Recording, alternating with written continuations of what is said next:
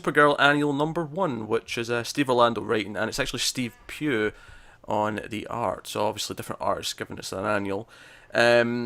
And this is actually just the next chapter of the story. This is the next chapter of the current ongoing plot. So it's just an essential piece then. Yeah, there's no backup. It's just all main story. It's the whole thing, which actually means there's a lot happened in it because there's a lot more Pages. Yeah. So we ended the last issue with Supergirl after her powers have been messing up, but she still goes to fight Grundy, who's like causing chaos in the streets as part of the whole Fatal Five plan. And she goes to fight Grundy, and some fighting happens, but then Indigo shows up, as a hero. Like she's like, no, Supergirl, you're causing more trouble. I'll save the city. So the whole kind of plans kind of come together. Where you see, all right, they're going to discredit Supergirl, and they're going to make Indigo look like a better hero. To like, the opinion in the national city can like really take a turn for Supergirl. And this all comes together because we had Emerald Empress show up at the DEO. And the rest of her plan there, she actually breaks in, and because Director Chase has been so paranoid and kind of Batman-y, for lack of a better word, she's been recording everything that's been going on in there. So Emerald Empress actually uses the Cat Co-op, which Selena the Sorceress acquires from Cat because she showed up there at the end of the last. So there's a lot of things going on at the same time. There's a lot of things that sort of intersect and kind of come together. But basically, she releases footage of Supergirl talking to Zor-El in the tank, being like, "Oh, I'll never give up on you, father. No matter what you've done, I will always try and sort of rehabilitate you and bring you back." And this footage is leaked out to everyone through a Cat Co-op, and the entire city just starts distrusting, hurling abuse at Supergirl, and Supergirl has to fly off and deal with it. Her powers are still acting up as well, so there's multiple reasons for her to fly off, but she flies off to Dr. Veritas, who she's like, "You need to help me with these powers. You need to help me get control of this." And she has some ideas about firing lasers into her. Basically, she figures out that whatever she was shot with, those cells are causing her powers to overload. They're basically, instead of just absorbing the regular amount of solar energy, they're absorbing, and they keep it basically ever expanding, and it's causing her powers to go uncontrollably powerful. So she's basically going to deal with that, and she does. She basically says, "Okay, I've not actually your powers are actually still more than they were before. I can't actually reverse them, but they'll stop expanding. So now you can control it. You can just learn to control the new power level." But there's some fun stuff comes out of this because while she's there, Magog and Selena the Sorceress show up there to try and get to Supergirl, try and kill her while she's there, and instead, Dr. Veritas has a plan in place. Laron, the Kryptonian werewolf, is her defenses, and he jumps out. So we get some Laron action fighting Magog and Selena the Sorceress. And Supergirl eventually, obviously, she gets better. She's like, "Okay, I need to go and deal with Emerald Empress, who's taken over the DEO. She's sealed it from the outside." So Supergirl sneaks in from underground, only to find out that the door's open from within from Eliza and Jeremiah, who were already in the building. So she's got some allies inside. And Supergirl has to fight her way through the building. She gets to Emerald Empress, and the big sort of conclusion of the issue is that Emerald Empress wants her to watch her father die, because we actually get some flashbacks in this issue of Emerald Empress's backstory, where she was a slave, but then the eye showed up and she got all powerful. She killed her slaver, and she found out she had one family member left, which was her father, but her father was killed, and apparently it's the descendants, or maybe not the actual family descendants, but it's certainly followers of Supergirl who actually kill her father, and that's why she's so determined to deal with her. And basically, she kind of brings up that, someone tried to convince me that Saturn Girl is what I'm supposed to deal with, but she's got this personal vendetta for Supergirl, which is why she's doing all this. And it turns out, actually, that she lied to the rest of the Fatal Five. She told all of them, Supergirl is going to cause this and cause that, and she's going to be your end and your doom. All lies. She just made it all up so she had a team, and she's the only one that's actually directly affected by Supergirl in the future. So that's all going on, and it also brings up that Selena the Sorceress's powers are actually stopping Clark from knowing about any of this going on. He's just unaware that anything's happening in National City because her powers are making him not see it. So I don't know if they need to explain that, but I'll take it. It's nice. It's one of those things where you don't need it, but at least it's interesting when they do. Yeah, they've thought about it and they've said, okay, so we want a reason why Superman's not just showing up, and that's why. Yeah. But there's I like the art quite a bit. It's not maybe I mean I really like the original artist on Supergirl, but I like the art in here as well. The action's quite good. There's a lot of like the opening big 2-page spread is Grundy's basically lifted up the road and he's using it as a shield while it's still like, connected at the other end. So he's just sort of like lifted up a bit of road and it's a cool image. That's pretty cool. Yeah, it looks good. So that's good. Lara and the werewolf is pretty cool. But she always was. But like yeah. The action plays quite well.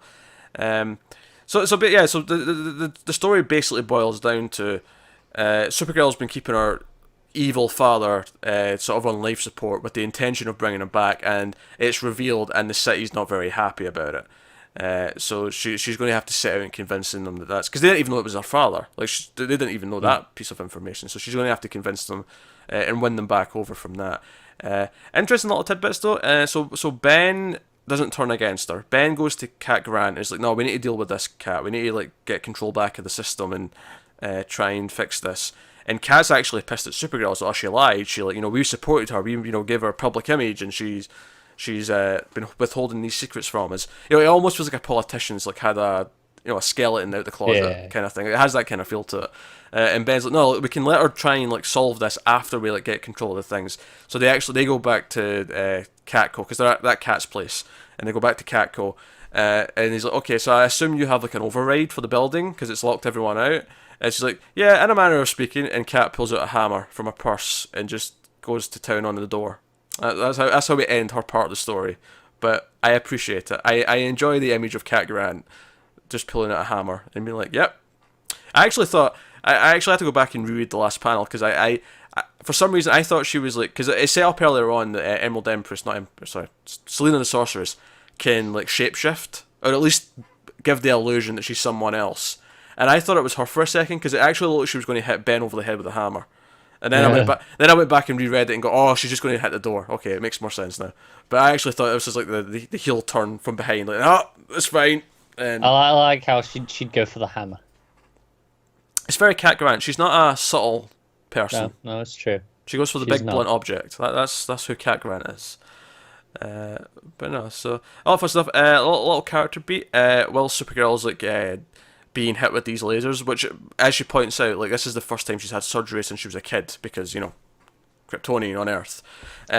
But it hurts. It hurts a lot. This laser that she's hitting her with is like super painful, and Dr. Veritas is like, oh, you have to like try and fight through this. You have to think of something, like hold on to an image that'll help you get through it. And she actually thinks of Ben. So obviously we're planting the seeds of a romance here between Ben and Supergirl, which makes sense because they've been kind of allies and they've had a kind of. Yeah, I'm not really surprised by this.